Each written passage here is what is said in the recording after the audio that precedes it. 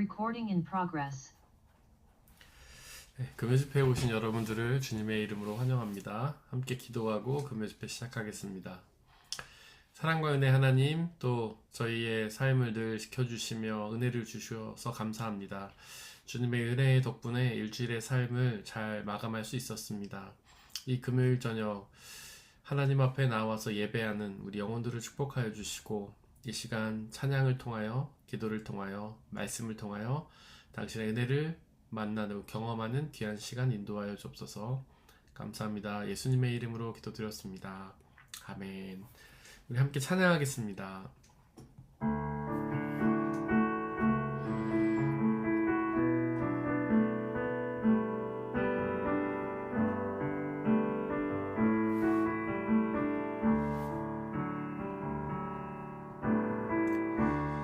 은혜 아니면 살아갈 수가 없네. 호흡마저도 다 주의 것이니,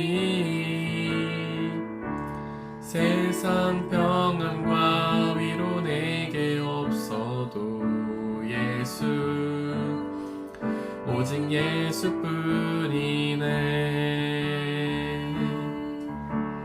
크신 계획 다 볼 수도 없고, 작은 문 안에 지쳐도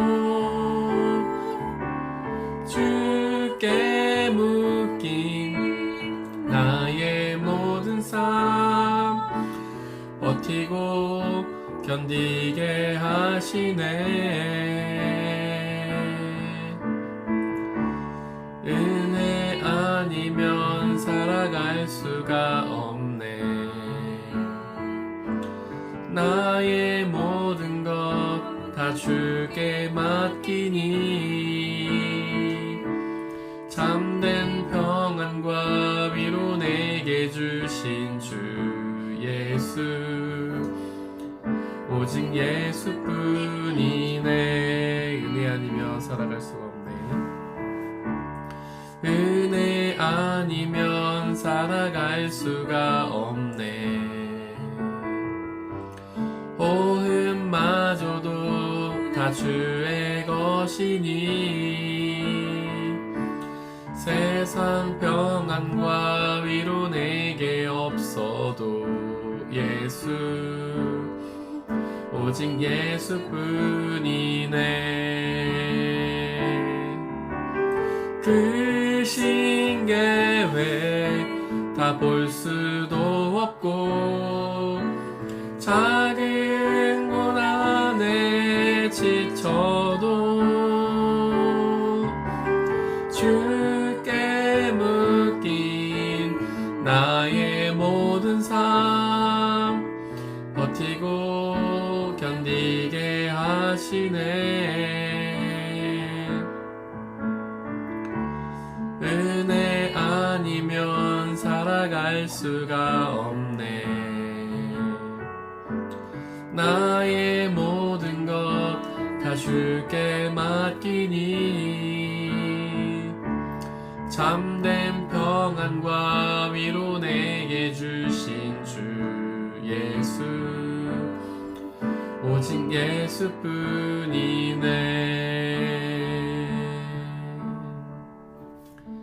주 예수 내가 알기 전 찬양하겠습니다.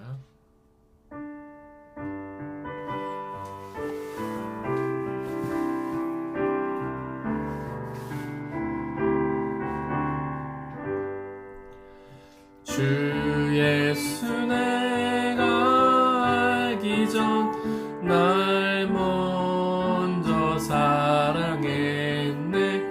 그 크신 사랑 나타나 내 영혼 거듭났네. 주 내 맘에 늘 계시고, 나 주의 안에 있어.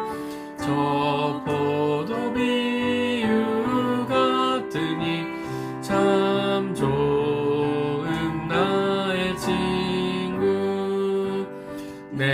내 친구 되신 예수님 날 구원하시려고 그 귀한 몸을 버리사 내 죄를 대속했네.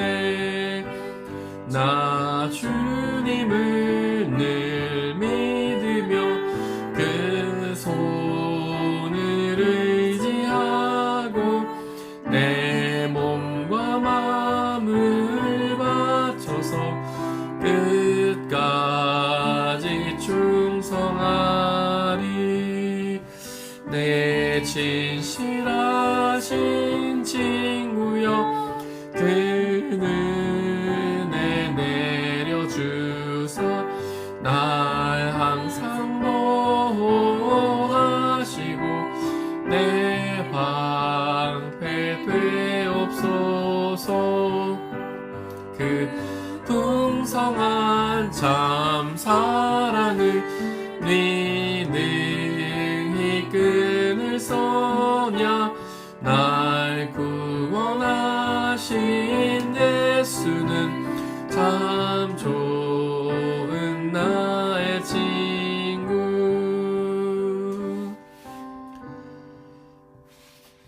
이렇게 주의 나라가 임할 때 찬양하겠습니다.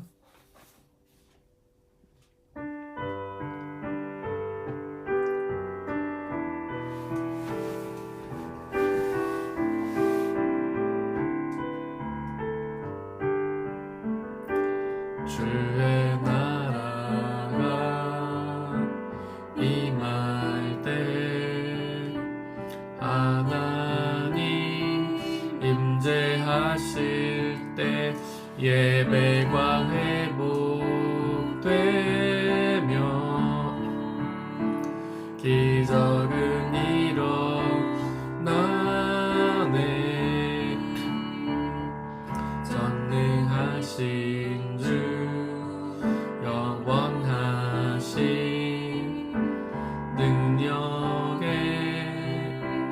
통치자 자유가 선포되어 주 백성 돌아오네.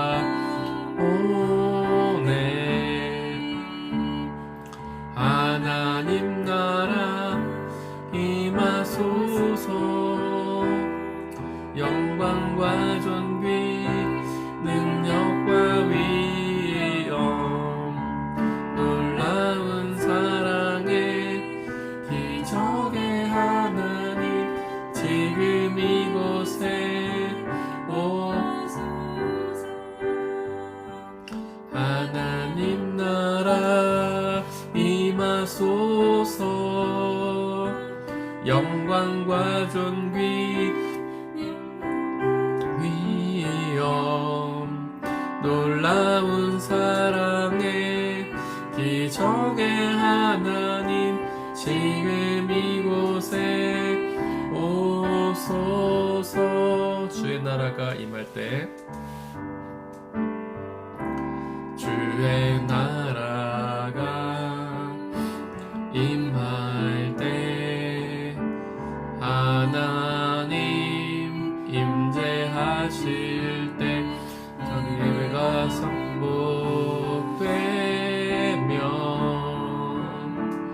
기적은 일어나네.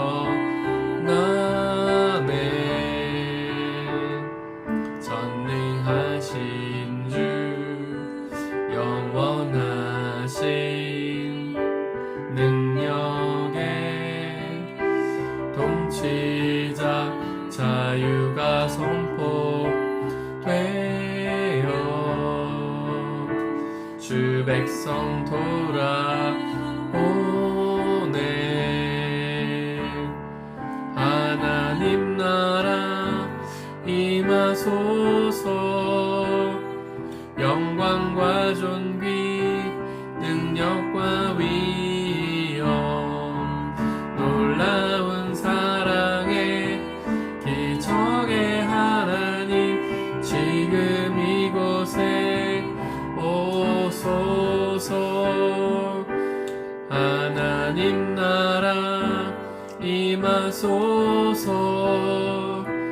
영광과 존귀 능력과 위엄 놀라운 사랑의 기적의 하나님 지금 이곳에 오소. 주 높고 위대하심을 주 높고 위대하심을 크게 외쳐 선포하네. 만왕의 왕 주 하나님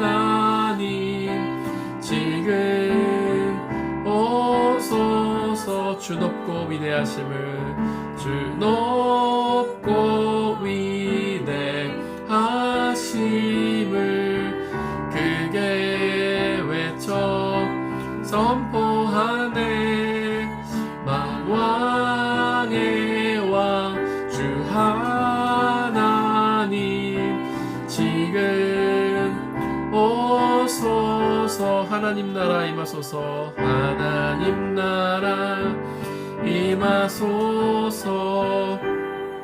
영광과 존귀 능력과 위 놀라운 사랑의 기적의 하나님 지금 이곳에 오소. 하나님 나라 임하소서.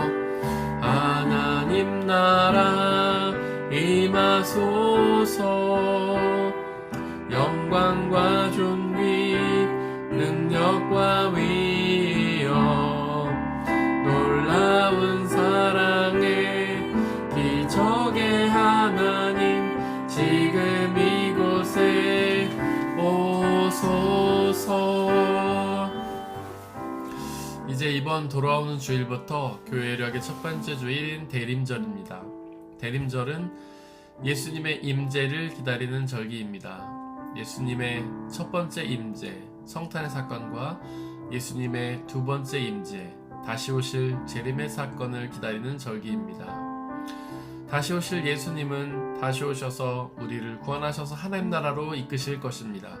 그것을 기다리는 그 기다림이 우리 신앙의 근원입니다.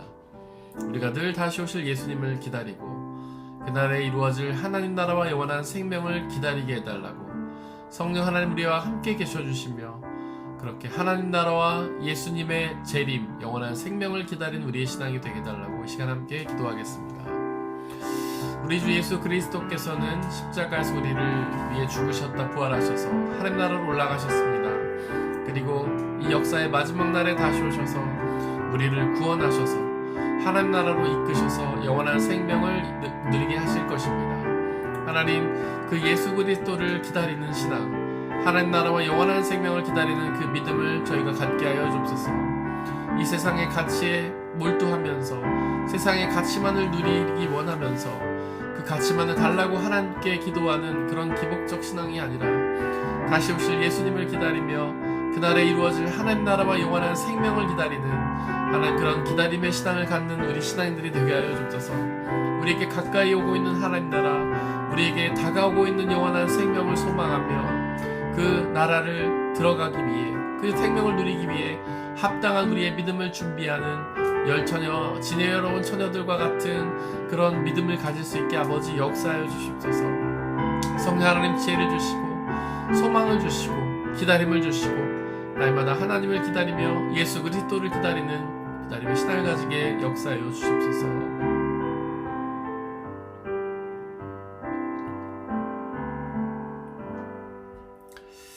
하나님, 당신의 아들 예수 그리스도를 우리 땅에 보내시고 그분을 믿으면 그분이 다시 오실 때에 부활의 영원한 생명, 하나님 나라에 들어가는 그 놀라운 은혜와 축복을 누리게 하시겠다고 우리에게 약속하셨습니다. 그 약속을 믿으며 신뢰합니다. 하나님 이 시간 당신의 말씀을 통하여 그 약속을 말씀하여 주시고 저희가 늘 그 약속을 기억하며 늘 그 약속을 소망하며 그 약속을 받아 누리는 우리가 되게 역사하여 주시옵소서. 성령 하나님 우리와 함께 계셔 주시고 오직 주님의 말씀만이 선포되게 하시고 말씀을 가로막는 모든 세력들을 물리쳐 주옵소서. 우리 주 예수 그리스도의 이름으로 기도드렸습니다. 아멘. 네. 저희가 지금 계속 나누고 있는 말씀은 누가복음 1장 15절 말씀이죠. 거기에서 우리 세례 요한에 대해서 지금 예언하고 있는 장면입니다. 세례 요한이 이제 아직 태어나지 않았지만 앞으로 태어날 것인데 과연 그 세례 요한이 어떤 사람이 될 것인지에 대해서 말씀 통해서 예언을 하고 있습니다. 천사가 예언하는 것들은 이제 저희가 지난 시간에 여러 번 살펴봤고 성령을 충만하게 받을 것이다에 대해서 저희가 이야기를 나눴습니다. 그래서 성령이 어떤 분이신가, 성령이 충만히 받는다는 게 무엇인지에 대해서 저희가 지금 이야기를 나누고 있는데 저희가 지난 시간까지 했던 것은 사도행전 2장을 살펴보면서 거기에 나타난 성령 하나님의 모습, 사도행전 2장에 마가의 다락방에 모여서 기도하던 제자들에게 성령 하나님이 임하신 사건에 대해서 묘사하고 있는데 그 묘사, 그 비유를 보면서 성령 하나님이 어떤 분이신지 이야기를 나누었습니다.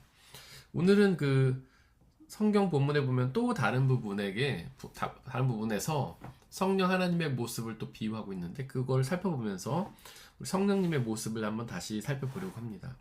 오늘은 어떤 말씀이냐면요. 바로 마가복음 1장 9절에서 12절입니다. 물론 예수님이 이 부분 어떤 부분이냐면 예수님이 이제 나중이죠. 저희가 지금 살펴보고 있는 누가복음 1장보다는 굉장히 이제 미래의 일이죠. 그래서 예수님께서 이 땅에 이미 오셨고 어린 그런 유년 시절을 잘 보내시다가 이제 성년이 되시면서 세례를 받으시는 장면을 지금 묘사하고 있는 것입니다. 세례를 받을 때에 특징적인 모습이 몇 가지 나타나는데 그 중에 첫 번째로 성령이 비둘기같이 예수님에게 임하시는 장면입니다. 그러니까 세례 받으실 때에 성령 하나님께서 비둘기같이 임하셨다라는 것이죠. 저희가 지난 시간에도 이야기했지만 이제 성경의 언어는 아날로기, 비유의 언어라고 말씀드렸죠. 비유 혹은 상징. 그래서 성경에 있는 많은 것들이 직설적으로 이렇게 서술적으로 표현된 것들도 있지만 그 중에 사실 많은 부분은 비유적이고 상징적인 표현이다 말씀드렸어요. 굉장히 많이 나오죠. 구약의 예언자들도 어떤 하나님의 역사와 하나님에 대해서 이야기할 때에 비유와 상징을 많이 사용하죠. 예를 들면 호세아가 음란한 두 아내랑 결혼한다든가 그런 것들 자체가 이제 비유를 보여주는 것이죠. 왜 그런지 이스라엘이 그만큼 타락했다 그런 걸 보여주는 것이잖아요. 그 다음에 여러 어떤 신앙의 미인들이 꿈을 꾼다든지 그럼 꿈속에서 어떤 비유나 상징이 나타나죠. 그 다음에 신약도 마찬가지예요. 예수님의 모습에 대해서 비유적으로 설명을 많이 합니다. 예수님은 또 비유를 실제로 많이 말씀하셨죠. 열처녀 비유 아까도 저희가 거론했지만 그 다음에 달란트 비유, 종의 비유 엄청난 비유들이 많아요. 그 이유는 뭐냐면 하나님에 대해서 우리의 초월적인 존재 그리고 하나님의 나라에 대해서 우리가 전혀 가보지 못한 것, 우리가 상상할 수도 없는 존재, 우리가 지금 이 세상에 있는 존재 방식이 아닌 다른 존재 방식으로 존재하는 것들, 그런 것들 우리가 직접 설명을 할 수가 없어요. 그래서 비유와 상징으로만 설명할 수가 있죠. 우리가 아까도 찬양하면서 소망했지만 하나님 나라, 지금 우리가 이 세상 나라만을 소망하는 것이 아니라 비록 이 세상 나라에서 하나님께서 살아가라고 이 세상의 나라에 목숨을 주셨지만은 우리의 어떤 궁극적인 지향점은 이 세상 나라가 아니라 바로 하나님 나라라는 거죠. 그래서 우리 그리스도인들은 두 개의 나라에서, 두 개의 왕국에서, 마틴 루터의 표현에 의하면 두 왕국에서 살아가지 않습니까? 이 세상의 왕국, 이 세상 나라에서 살아가지만 하나님 나라를 소망하고 실제로 하나님 나라를 이곳에서 어느 정도, 완전히 아니고 어느 정도 경험하면서 살아가는 우리 그리스도인들의 실존. 그래서 우리는 두 개의 시민권을 갖고 있는 사람들이잖아요. 이 세상의 시민권과 하나님 나라의 시민권. 그러면 그 하나님의 나라에 대해서 요한계시록에서 설명을 하고 있는데 거기 있는 말들은 전부 거의 대부분 다 비유랑 상징이라고 보시면 됩니다. 거기 보면 하나님 나라를 아름다운 금은보화, 보석 이렇게 비유하잖아요. 그곳에는 금은보화가 가득하고 보석이 있고. 근데 그곳에 실제로 그런 보석이 있다라기보다는 그 보석처럼 아름답다, 보석처럼 찬란하다, 화려하다 이런 것들을 이제 보여주는 것이죠. 그리고 지옥을 이제 불구덩이에 비유하는데 진짜 지옥에 불이 있다라기보다는 불에 타는 것 같이 고통스럽고 힘든 것이다 라는 것이죠. 성경의 언어를 다 비유와 상징으로 읽어야 된다고 말씀드렸죠. 그러면서 이제 사도행전 2장에 성령 하나님이 임하시는 모습을 거기서도 이제 비유와 상징으로 이야기를 하죠. 그러면서 지난번에 얘기했던 건 바람으로서의 성령, 그리고 불로서의 성령, 그리고 혀로서, 입으로서의 성령 이렇게 이야기를 했습니다. 그리고 이 그리고 나서 이제 그 마가복음 1장 9절에서도 마찬가지로 이제 비유와 상징을 이제 사용합니다. 성령이 비둘기같이 내려오셨다. 비둘기같이 내려오셨다. 근데 비둘기가 내려오는 모습 우리가 흔히 알지 않습니까? 대부분 사람들이 싫어해요. 비둘기 내려오는 모습을. 그래서 뭐 특별히 더 싫어하시는 분도 계시지만 대부분 그닥 좋아하지 않습니다. 근데 비둘기가 이렇게 날아다니면 뭐 깃털도 날리고 거기서 뭐 세균이나 벌레 같은 게 내려올 수도 있고 하여튼 뭐 먼지 같은 게 날리기도 하고 대부분 이제 우리 근처로 막 비둘기들이 날아오면 우리 좋아하지 않죠. 네. 그래서 우리는 뭐 농담 삼아서 한국 사람들한테 비둘기가 보신용으로 좋다 그러면 아마 비둘기 싹 없어질 거다 막 이런 얘기도 하지 않습니까? 그만큼 이제 비둘기 좋아하지 않아요. 그런데 굳이 왜 마가복음 1장 9절에서는 2장 10절이죠. 10절에서는 성령이 예수님에게 임하시는 모습을 비둘기에 비유를 했을까? 여기에 대해서 뭐 여러 가지 이제 논리가 있어요. 여러 가지 주장이 가능합니다. 추측이 있고. 근데 뭐 가장 대표적으로 이제 그 불트만이라는 학자가 있는데 이 사람 뭐라고 얘기했냐면 실제 성령이 임하시는 모습이 비둘기가 내려오는 모습과 같았을 것이다 이렇게 얘기를 합니다. 저는 이 의견에 별로 동의하지 않아요. 이게 불트만이라는 학자가 독일의 굉장히 유명한 신학학자예요. 굉장히 유명한 이야기 많이 했고 예수님에 대해서도 연구를 많이 한 사람인데 뭐 동의하는 것도 많지만은 제가 이 부분은 별로 동의가 안 됩니다. 왜냐하면 성령이라는 것이 거룩한 영이잖아요. 거룩한 영. 근데 저희가 영에 대해서 이야기 몇 주 전에 나눴지 않습니까? 영이라는 것은 이제 우리의 몸의 일부죠. 우리의 몸 헬라어로 소마인데 이 소마는 이제 세 개로 이루어져 있죠. 영과 혼과 육. 그래서 영과 혼을 따로 떼놓은 것을 우리가 삼분법 죄송합니다. 세 개로 영과 혼을 따로 떼서 우리의 몸은 영과 혼과 육으로 이루어졌다. 이렇게 세 가지로 이루어졌다 하는 것이 삼분법이고 영혼을 그냥 서로 영향을 많이 주고받기 때문에 하나로 봐서 영혼, 육 이렇게 구분하는 경우도 있죠. 어쨌든 그건 이분법이고요. 영이라는 건 마음과 생각이죠. 혼은 의지와 결단, 그리고 육은 정말 우리의 살덩어리, 육신이라고 했어요. 그래서 영이라고 할 때는 육이랑 구분지어 표현하는 거예요. 영이라고 표현한다는 것은 육이 없다는 뜻입니다. 그럼 거룩한 영은 뭐냐면 거룩하신 하나님의 마음과 생각, 아까 제가 영을 마음과 생각이라고 말씀을 드렸죠. 그래서 성령이라는 것은 육이 없는 것, 그리고 마음과 생각, 하나님의 마음과 생각이라는 것이에요. 그래서 성령은 뭐냐면 우리의 마음과 생각에다가 하나님의 마음과 생각을 집어넣어 주시는 분, 그분이 거룩한 성령님이에요. 우리의 마음과 생각에서 활동하시면서 그리고 그 안에 하나님의 마음과 생각을 불어넣어 주신 분, 그분이 성령인 거예요. 그럼 그 영은요 보이지 않아요. 육신이 없어요. 우리가 영 할 때 바람 이야기할 때도 그렇게 얘기했지 않습니까? 바람의 특징이 여러 가지가 있지만 첫 번째 특징은 뭐냐면 보이지 않지만 존재하는 것. 그래서 보이지 않지만 느낄 수 있는 거라고 말씀드렸잖아요. 그러니까 성령은요 볼 수가 없는 거예요. 그 다음에 우리가 그런 성경에 그런 말도 있잖아요. 하나님은 영이시니 하나님은 영이시다.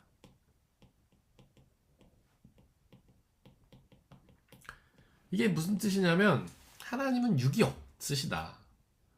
다른 말로 하면 하나님은 볼 수 없다. 하나님은 마음과 생각이 존재한다 이런 뜻이에요.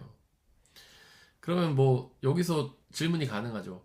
하나님도 영이시고 성령님도 영이면 뭐가 다르냐? 존재하시는 곳과 역사하시는 것이 다릅니다. 존재는 어디서 하시냐? 하나님은 어디서 존재하냐면 하늘에 계시고 성령은 우리의 마음과 생각에 계시죠. 이거 설명하면 너무 오래 걸리니까 이건 대충 이렇게 넘어가겠습니다. 그리고 하나님은 성부 하나님이시죠. 창조주 하나님이세요. 그 성령 하나님은 우리가 뭐라고 표현하냐면 구속주라고 표현하죠. 이것도 설명하면 너무 오래 걸리니까 이렇게 넘어갈게요. 그래서 아버지 하나님은 성부, 아버지는 창조하시는 분이시고 성령 하나님은 우리 안에서 역사하시며 우리의 구원을 이루는 분이시다. 이런 자세한 설명 뭐 제가 기회가 있으면 하든지 아니면 말씀함을 들으시면 말씀함에서 들으실 수 있습니다.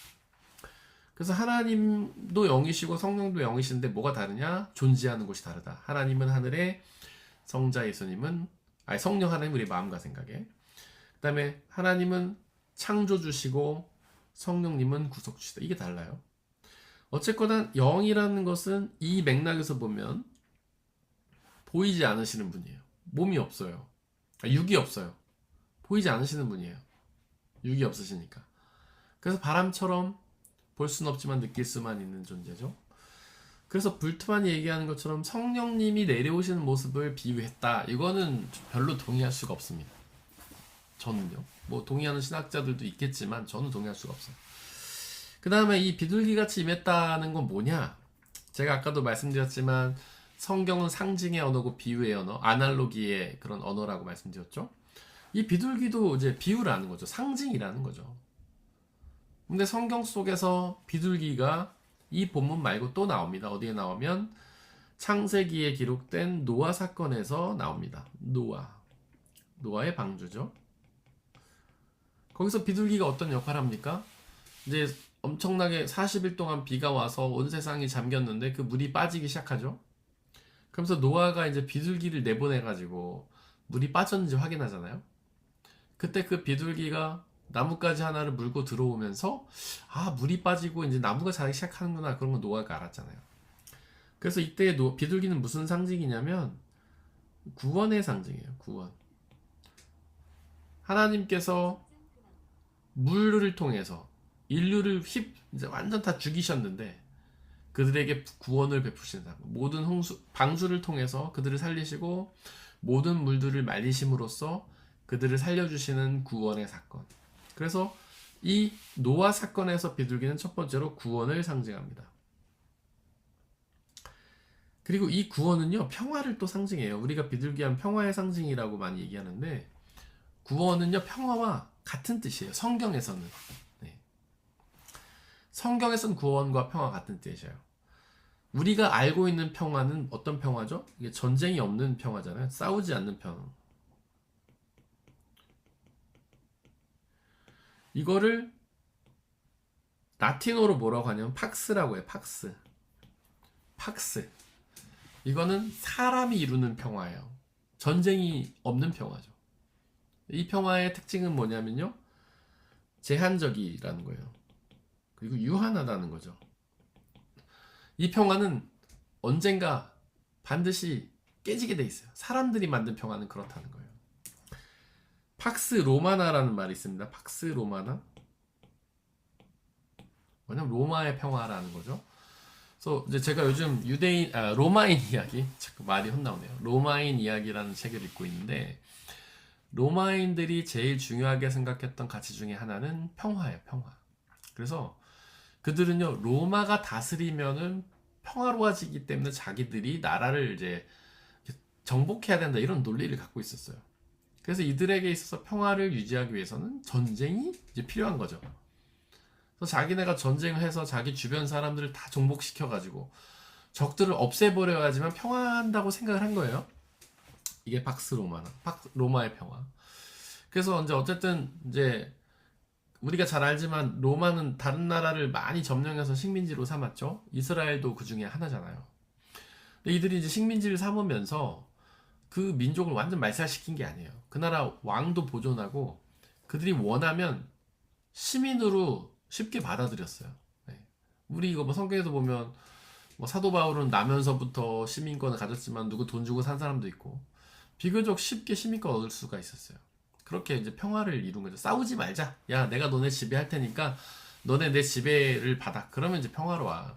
그리고 주변에 자기가 지배한 나라들이 많아지면은 서로 평화로울 거 아니에요. 같은 모두가 다 로마를 섬긴 나라인데 서로 싸우지 않을 거 아닙니까? 그런 식으로 로마가 평화를 이루려고 했던 거예요. 근데 이 로마에는 야누스 신전이 있었다고 합니다. 야누스 신전. 근데 이게 전쟁을 할 때는 신전의 문을 열어놓는데요. 왜냐면 전쟁이 신이니까 나가 싸워야 되잖아요. 근데 전쟁이 없으면 문을 닫아 놓는답니다. 근데 로마의 역사에 있어서 이 야누스 신전의 문이 닫힌 적이 거의 없다는 거예요. 그게 뭐냐면 로마가 전쟁을 멈춘 적이 별로 없다는 거예요.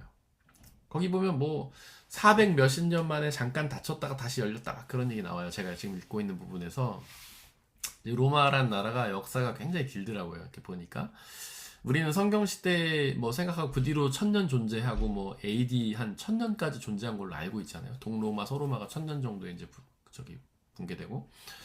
근데 보니까 BC 한 700년인가 생겼어요, 나라가. 그러니까 성경이 이미 성경 시대 뭐 바벨론 이때 있을 때 로마도 존재했던 거예요. 물론 크지 않았을 뿐이지. 근데 그렇게 오랜 세월 동안 전쟁이 없던 적이 별로 없었고 그 야누스 신전이 뭐 400년 만에 한번 잠깐 닫히고 막 그런 식이에요. 그러니까 인간이 이루는 평화라는 것은요 아주 제한적이죠. 아주 잠깐뿐이고 언제든 다시 깨질 수도 있고. 그래서 이제 포에니 제가 지금 읽고 있는 부분이 포에니 전쟁인데 여러분 포에니 전쟁 다 들어보셨죠? 그게 한 3창까지인가 있어요. 주변에 그 당시에 로마보다 더 강했던 그게 뭐 BC 한 260년경인가 그때 나온 건데 그때 로마보다 더 강했던 게 바로 옆에 있던 카르타고라는 나라예요. 근데 카르타고라는 나라랑 시칠리아 섬 있잖아요. 지금 우리 그 사람들이 많이 휴양 가는 특히 독일 사람들이 많이 가는 그 시칠리아라는 섬. 그 시칠리아가 이제 로마가 있고 카르타고 중간에 있는 딱 섬이에요. 보면 카르타고는 지금 튀니지인데 그리고 카르타고와 이제 로마가 그 가운데 시칠리아를 두고 서로 계속 전쟁을 벌인 거예요.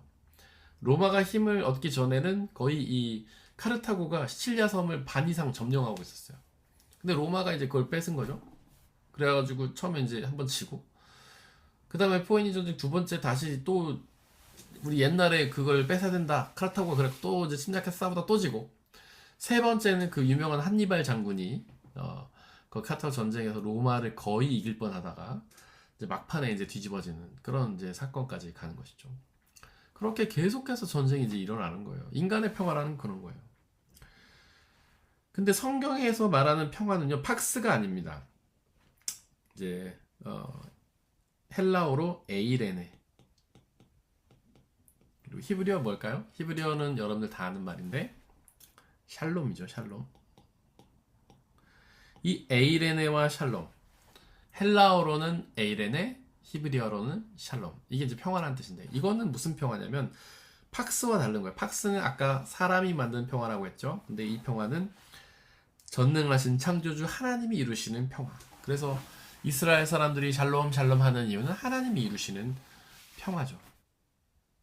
근데 이스라엘 사람들이 그렇게 뭐 히브리어 헬라어 통해서 인사가 샬롬이잖아요. 그들은 또 이제 신약신에 넘어오면 에이레네고 평화 평화 이렇게 인사를 한 거예요. 우리도 마찬가지로 안녕하세요. 그게 뭐 별일 없었어요? 평화로 왔나요? 뭐 그런 뜻 아니겠어요?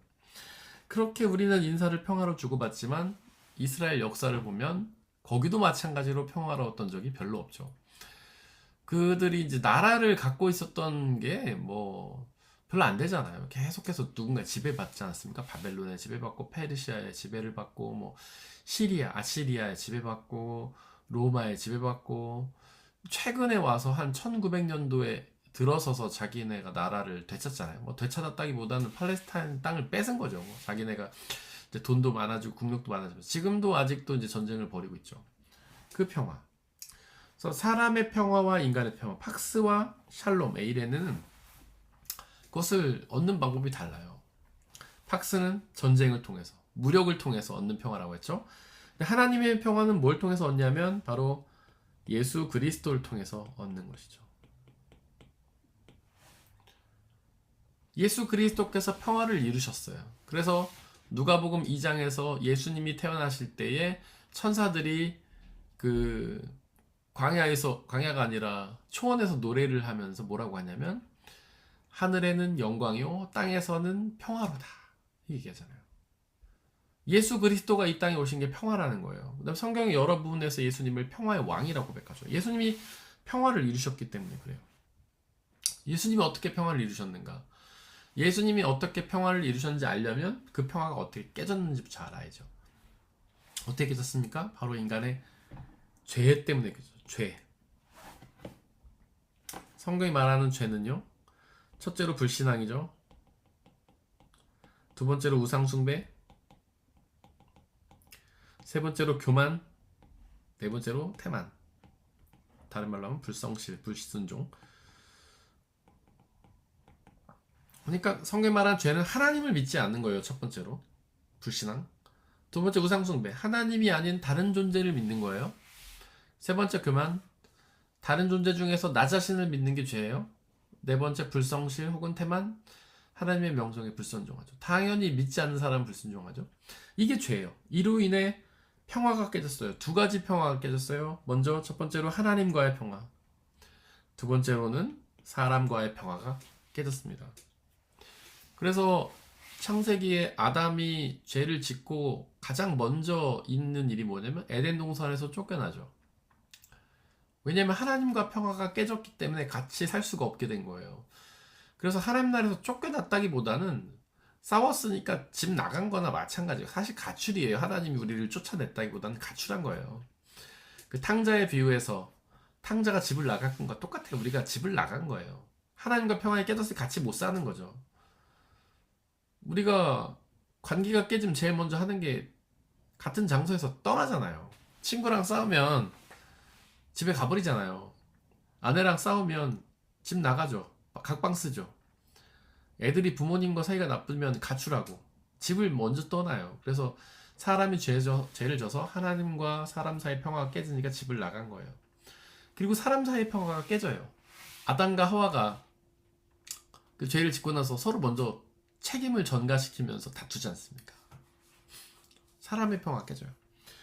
근데 이 예수 그리스도께서 우리의 죄의 문제를 해결해 주셨죠. 우리의 죄를 용서해 주셔서 우리가 죄 없다 해주셨죠. 칭의. 죄가 없는 게 아니지만 죄는 원래 있는데 예수님이 우리 죄를 대신 지시고 죽어주심으로 우리를 죄 없다 해주셨죠. 그로 인해 이 죄로 인한 분열이, 분리가, 그 다툼이 해결이 되고 다시 평화를 이루게 되죠. 그래서 우리가 예수 그리스도를 믿으면 우리의 죄를 용서받고 하나님 나라에 들어갈 수 있는 이유는 뭐냐면 하나님과의 우리가 죄 때문에 깨졌던 평화가 예수 그리스도를 통해서 해결되었기 때문에 우리는 다시 예수님 덕분에 하나님 나라에 들어가서 하나님과 함께 살게 된 것이죠. 하나님 나라에 들어가면 하나님과 우리만 같이 사는 게 아니에요. 우리와 우리 이웃들, 예수 그리스도를 믿는 다른 이웃도 같이 살죠. 왜냐하면 예수 그리스도께서 우리의 죄의 문제를 해결해 주셔서 사람과 사람 사이의 다툼의 문제가 해결됐기 때문이에요. 제가 아까 죄를 설명하면서 첫 번째가 불신앙, 두 번째가 교만, 세 번째가 첫 번째가 불신앙, 두 번째가 우상숭배, 세 번째가 교만이라고 말씀드렸죠. 교만은요, 우리는 자기를 높이는 태도라고 생각하지만 사실은 자기를 높이는 태도라기보다는 자기를 중심에 두는 태도예요. 자기 중심성. 판덴베르크라는 신학자가 이렇게 말해줘. 자기 중심성이 교만이다. 죄다. 그러니까 자기를 중심에 두는 태도. 다른 말로 하면 나를 주어로 두는 것. 내가 뭘 했다. 이 교만이죠. 하나님이 우리한테 해주신 건데 내가 했다. 내가 우리의 삶을 이뤘어. 내가 여기까지 온 거야. 내가 이만큼 성공했지. 내가 공부해서 이만큼 잘하게 된 거야. 내가 머리가 좋아서 사업하게 됐어. 이게 다 교만이죠. 내가 주어인 거. 회개는요, 주어를 하나님으로 바꾸는 거예요. 회개는 돌아서는 거잖아요. 돌이키는 거잖아요. 바꾸는 거죠. 그 주어를 나에서 하나님으로 바꾸는 거예요. 하나님이 다 하셨다. 이게 신앙이죠. 근데 교만한 사람들, 내가 주어인 사람들은요, 이웃하고 친하게 지낼 수가 없어요. 나를 위해 우주가 돌아간다고 생각해야 되는데 옆에 있는 사람은 그도 그렇게 생각할 거 아니에요. 그 사람을 위해 우주가 돌아간다고 생각할 거 아니에요. 그럼 그 둘이 만나면 부딪히는 거죠. 내가 서로 주어니까 내가 돋보여야 되는데 저 사람이 돋보이려고 하면 이제 부딪히는 거예요. 내 생각대로 해야 되는데 저 사람이 생각을 주장하면 이제 부딪히는 거예요. 내가 맛있는 거 먹고 내가 좋은 거 누려야 되는데 저 사람도 그렇게 하려고 하면 부딪히는 거예요. 그래서 죄의 속성인 교만 때문에 우리는 이웃과의 평화가 깨지는 거예요. 그래서 우리는 예수 그리스도를 믿고 회개해야지만 하나 될 수 있어요. 평화를 다시 이룰 수 있어요. 그 회개는 주어를 바꾸는 거죠. 나에서 하나님으로. 하나님이 하셨다. 하나님이 나의 주인이시다. 나는 그저 우리 주인 되신 하나님을 섬기는 종에 불과하죠. 저 사람도 종, 나도 종. 하나님 위해서 일하는 종. 그러면 이제 동료 아니에요. 콜레기 아닙니까? 및 아르바이트 아니에요. 같이 일하는 사람이죠. 그러니까 이제 친해지죠. 동료애가 생기는 거죠. 우리가 군대 갔다 오면 동기들끼리 친해지잖아요. 뭔가 노동을 하면 같이 친해지잖아요. 제가 뇌과학자 정동선의 영상 가끔 보는데 그분이 얘기하기를 운동도 같이 하면 친해진대요. 같이 러닝을 하면 그 심박수도 비슷해지고 호흡도 비슷해지면서 이 사람하고 어떤 친근감이 느껴진다는 거예요. 근데 뭐 굳이 얘기를 많이 안 해도 그냥 운동만 같이 하고 와도 친해진다는 거예요. 남자들은 사우나 가서 같이 땀 흘리고 나면 친해지나요? 여자분들도 뭐 그런 분 계시지만. 그러니까 어떤 내가 주인이 아니라 내가 서로 주인이라고 생각하면 그 교만 때문에 서로 싸우지만 하나님이 주인이시고 우리가 종이라고 생각하면 동료애가 생기는 거죠. 같이 하나님 나라를 위해서 뛰는 동역자죠. 같이 땀 흘리는 어떤 그런 사이인 거죠. 같이 달리기 하는 그런 사이가 되는 거죠. 그래서 주어를 바꾼 거, 회개. 예수 그리스도께서 그 평화를 이루셨다. 그 평화의 상징이 바로 성령님이시다라는 거예요. 성령이 비둘기같이 임했다라는 것은 성령이 구원의 상징이기도 하고 평화의 상징이기도 하다라는 거죠. 근데 뭐 여기서 질문이 하나 가능할 수 있는 게 왜 우리의 평화는 예수님이 이루셨는데 성령님이 평화의 상징이냐 이런 질문이 가능하죠. 근데 이제 또 삼위일체 하나님에 대해서 저희가 언급을 해야 되는데 삼위일체 하나님 이야기할 때는 늘 우리가 정삼각형을 그리죠. 정삼각형. 하나의 삼각형이지만 세 개의 변이 있는 것처럼 하나님은 한 분이시지만 세 개의 위격, 서로 다른 위격을 갖고 계시다. 그 서로 다른 위격이 갖고 계시는 세 분의 하나님이 딱 한 분의 하나님이시다. 그래서 위에는 우리가 성부 하나님, 오른쪽은 성자 예수님, 왼쪽은 성령 하나님 이렇게 저희가 적는데 위치를 시키는데 성부 하나님 아까도 말씀드린 것처럼 성부 아버지라는 뜻은요 창조주란 뜻이에요. 창조주 창조한다 생명을 창조하는 분이시다 라는 뜻이에요. 진짜 우리 아버지 우리가 아버지 상 떠올리면 다 각자 상 있잖아. 아버지가 따뜻한 분도 있고 엄한 분도 계시고 그런 이미지가 중요한 게 아니라 성부 아버지 하나님이라고 했을 때는 생명 창조자라는 생명의 창조주라는 말이 핵심이에요.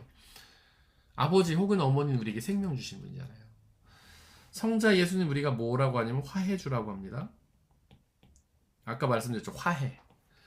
하나님과 우리 사이에 어떤 다퉜던 관계, 분리되었던 관계를 화해시켜서 평화를 이룬 존재. 그 예수 그리스도. 예수 그리스도께서 십자가 위에서 죽으심으로 우리의 죄를 용서해 주셔서 우리 죄의 문제가 해결돼서 하나님과 우리가 화해를 이뤘다. 그리고 성령 하나님 뭐라고 하냐면 구속주라고 해요.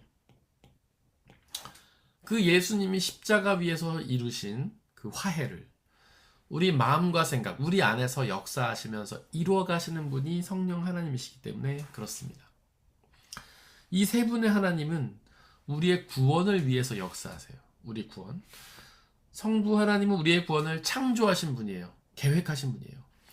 성자 예수님은 그것을 실행할 수 있도록 십자가 위에서 죽었다 부활하심으로 실행할 수 있는 근거를 만들어 놓으신 분이에요. 우리의 구원을 실행할 수 있는 근거를. 그리고 성령 하나님은 그 구원을 우리 안에서 실제 이룰 수 있도록 역사하시는 분이에요. 그래서 정말 우리의 평화를 이루신 분은 누구냐? 예수님께서 화해의 근거를 마련하셨고 성령 하나님이 우리 가운데 역사하시면서 예수 그리스도를 믿게 하시고 화해를 이루시는 분이시다. 그래서 우리가 성령 하나님을 비둘기로 비유하는 겁니다. 성령이 비둘기였다는 건 그런 뜻이에요. 우리가 성령에 대해서 이렇게 자세히 나누는 이야기 뭐냐면 우리가 성령의 충만함을 받았을 때 그 성령 하나님께서 우리 안에서 어떤 역사를 하는지를 깨닫기 위함이에요.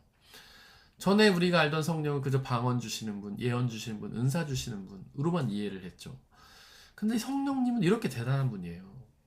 그분은 지난 시간 사도행전에 본 것처럼 우리를 하나님께로 이끌어가는 분이시고 우리에게 생명 주시는 분이시고 그 다음에 우리의 불로서 하나님처럼 우리의 죄를 태우시고 우리를 변화시키시고 혀로서의 성령처럼 우리 말하게 하시고 그리고 비둘기의 성령님으로서 우리를 구원해 주시고 평화를 주시는 그 성령 하나님. 그 그 성령 하나님의 임재를 소망하기 바랍니다. 그래서 소망해서 우리가 예수 그리스도를 통해서 예수 그리스도께서 이루신 그 정말 십자가의 화해의 은혜, 평화의 은혜를 우리 모두가 받아들였으면 좋겠습니다. 이 시간 함께 찬양하겠습니다.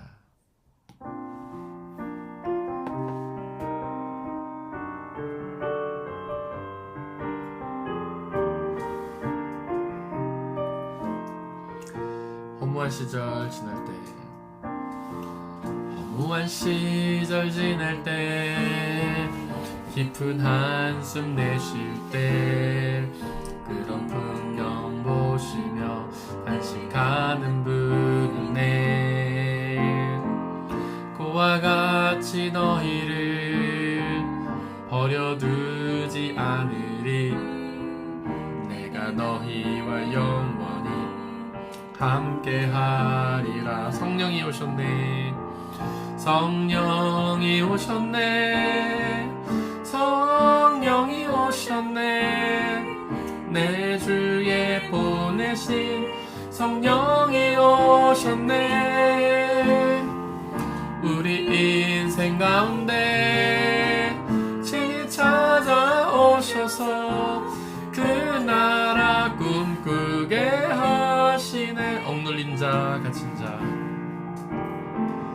억눌린 자 갇힌 자, 자유함이 없는 자, 피난처가 되시는 성령님 계시네. 주의 영이 계신 곳에 참 자유가 있다네. 진리의 영이신 성령이 성령이 오셨네. 성령이 오셨네. 성령이 오셨네. 내 주에 보내신 성령이 오셨네. 우리 인생 가운데 친히 찾아오셔서 그 나라 꿈꾸게 성령이 오셨네. 성령이 오셨네. 성령이 오셨네. 내 주에 보내신 성령이 오셨네. 우리 인생 가운데 친히 찾아오셔서 그 나라 꿈꾸게 하시네. 이 시간에 성령의 충만한 임재를 부어달라고 함께 기도하겠습니다. 그 성령을 통하여 우리의 모든 죄를 씻음받고 예수님이 이루신 평화를 누리고 구원을 누리고 영원한 생명과 하나님 나라를 누리게 해달라고 이 시간 함께 기도하겠습니다. 성령 하나님, 간절히 기도합니다. 우리에게 충만히 임하여 주옵소서. 우리 안에 충만히 거하여 주옵소서. 우리의 마음과 생각을 장악하여 주옵소서. 우리의 마음과 생각에 있는 모든 죄악된 마음들을 태워주시고 우리를 죄의 자녀에서 주님의 자녀로 변화시켜 주시고 우리에게 온전한 믿음을 주셔서 예수 그리스도께서 십자가 이루신 그 구원의 은혜, 참된 평화의 은혜를 우리가 받아 누리게 역사해 주옵소서. 성령 하나님을 통해 예수 그리스도 온전히 믿게 하시고 성령 하나님을 통해 우리의 죄악과 우리의 모든 더러움들을 태워주시고 부활의 생명을 받아 누리는 놀라운 역사가 있도록 아버지 역사해 주옵소서. 비둘기 같은 성령 하나님 우리에게 임하여 주옵소서. 우리에게 구원과 평화를 선포하여 주옵소서. 성령 하나님을 통해 우리가 구원의 은혜를 누리고 평화의 은혜를 누릴 수 있는 복된 시간 우리에게 허락하여 주시옵소서. 성령 하나님만의 그 역사를 이룰 줄 믿사오니 성령 하나님 우리에게 충만히 임하여 주시고 우리에게 온전히 거하여 주시옵소서.